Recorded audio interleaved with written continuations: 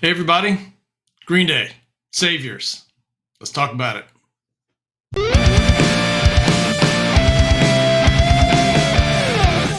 Okay, so Green Day, the iconic punk band, has put out their 14th album called Saviors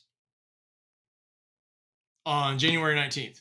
And it is being heralded as a return to form, harkening back to the American Idiot days. And there's just been a lot of fervor, a lot of praise for this album, and I listened to it. I'm not. I don't get it. I honestly don't. I know that's probably faux pas these days, and probably not.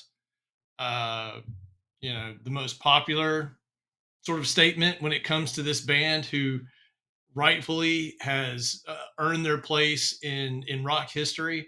Uh, but for this album, I'm not seeing it. There are a couple of gems. American Dream is Killing Me, first single, sounds great, upbeat.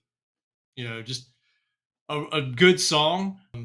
But overall, like, I'm just not seeing the connections between this album and American Idiot, the way that it's being sort of force fed to us in the media.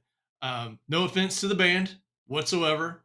The thing that I think really showcases itself in this album, from them, is their maturity or maturity, however you say it from wherever you're from. And that's great and all, but I was expecting like bangers after banger after banger, and not necessarily, high energy hard rock hits. I mean, my son loves Boulevard of Broken Dreams, probably more than any other Green Day song. So, like, and I enjoyed it as well. It's just one of those, great iconic songs.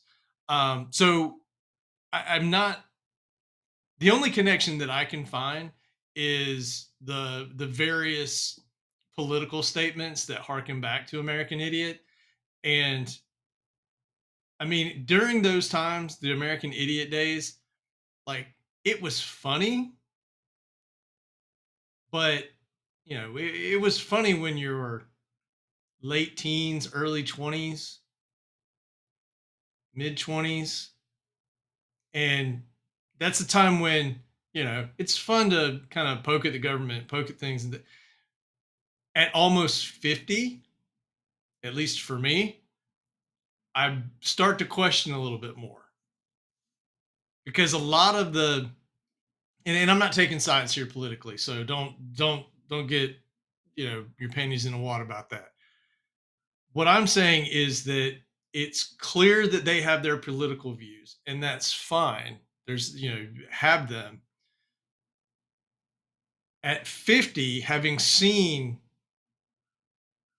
almost 50, having seen so much of the political ups and downs of the last several decades, it just seems to me it's not being as true to reality with the political statements, in that there's no acknowledgement about the same issues, same sort of um, political errors on both sides of the fence. It all is one sided. And I get it. That's what it is. But I'm looking in this day and age, I'm looking for a little more, maybe neutrality, maybe a little more like down the line, because there's no, in my opinion, when it comes to something as charged as your political views, it's really difficult to have a dialogue when everyone is so extreme right or left. And whichever side you fall on, that's fine. But to the extent that you promote discord on either side, I don't necessarily agree with. Understanding comes from communication. Communication comes from having some level of empathy, um, or understanding of who you disagree with. And the only way that that can happen again is through dialogue. And if the dialogue is too heated, then there's really all it is defensiveness. And I felt like, you know, for the couple of times that it showed up on this album, that that's what was going through my head. It's like, okay, yep, there are people in the government that are bad. They're all right wing. They suck. I get it. Guess what? You hear that on the news for the other side every single day as well.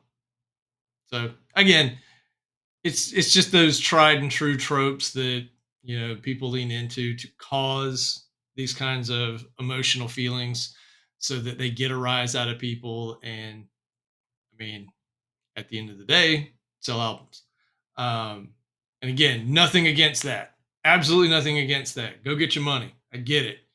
Um, but overall, I was underwhelmed by the album as a total piece of work. It's poppy. There's definitely some pop to it, but it wasn't as charged musically as I would have liked, especially for an album named Saviors. I mean, we live in a time where like music is, oh man, I want to say watered down, but there's the excitement around music. At least this is where what I feel and what I've seen. Um, you just don't get excited about a band that much anymore. And anybody that's getting overly excited about, you know, pop music, like they're not, I mean, they like a song, but do they like an artist? There's a few out there, but it just seems like a lot of what's coming out right now just doesn't really hit you the way that it did. And yes, I'm gonna say it, the way that it hit you back in the 90s. Like that was an incredible time for music. And the subsequent years into the early 2000s, you really were looking forward to, you know, everybody's second album or third album, trying to get over that sophomore slump that a lot of bands have a tendency to get into. Um, but I was kind of hoping for something a little bit more out of this album. I was actually pretty excited to jump into it. I hadn't visited Green Day in quite some time, and having heard kind of the the praise and the laudness of the album, I was like, all right, come on, let's do this. So all in all, musical, it's poppy, it's it's a meh. I mean, I give it a 3 out of 5. What I will say though, for all the rock dads out there, "Father to a Son," it's a pretty good song. You know, I get the spirit of it. Um, there's a lot of space in that song, which, uh, you know, I don't know that Green Day does that a lot, but I thought it was appropriate for the vibe that they were trying to go for. Um, but all in all, like it was just it was underwhelming. The album, not just the song. Um, so I don't know. Maybe I'm in the wrong. Maybe I'm wrong. Maybe I'm in the vast majority. I feel like I've been around long enough and have an appreciation for the kind of music that I like and kind of uh,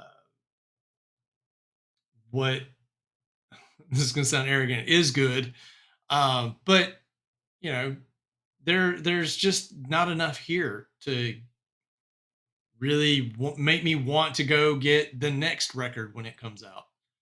And that sucks because Green Day was a very influential band for my formative years, and Dookie and then American Idiot. And, you know, there was a lot of influence there that kind of shaped that time. And not just for me, but for a lot of other people. And I would dare say that there's a lot of people my age that wish to a certain degree, we could go back to that time period. Maybe not for the music necessarily, but for the feeling, for what music kind of meant to us then, as opposed to what it means to this generation now. Again, might sound arrogant, might sound like, I don't know what I'm talking about. But what really at the heart of it, it's about that feeling that you get with music.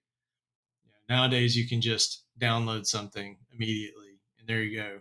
I remember having to get put clothes on, get in a car, go to a record store, which might be an hour away, sift through everything that they had, and sometimes buy an album on faith. I don't think those days are coming back, but it was an exciting time. You were really invested in it, and I wanted to be invested in this album, and unfortunately, I don't know that I'll be giving it another listen. No offense, Green Day. You guys are awesome. Did wonders for many an adolescent teen. And we appreciate it, and we appreciate you. We hope you continue to make great music. Um, just need a little more oomph. Cool. Guys, what do y'all think? Give me some comments below, and let me know what you think of the album. If you've listened to it, if you haven't listened to it, I do recommend that you go listen to it. I mean, it's not horrible. It's not a waste of your time, especially if you're thinking about it from an analytical point of view when it comes to, all right, what is this, how does this really compare to American Idiot, the way that everybody has been talking about it? So let me know what you think, and let me know if there's another album we should be reviewing here. Really appreciate that too. I have what I want to listen to, but sometimes I can be a little myopic. So comment below, listen to what you think. Talk to you later.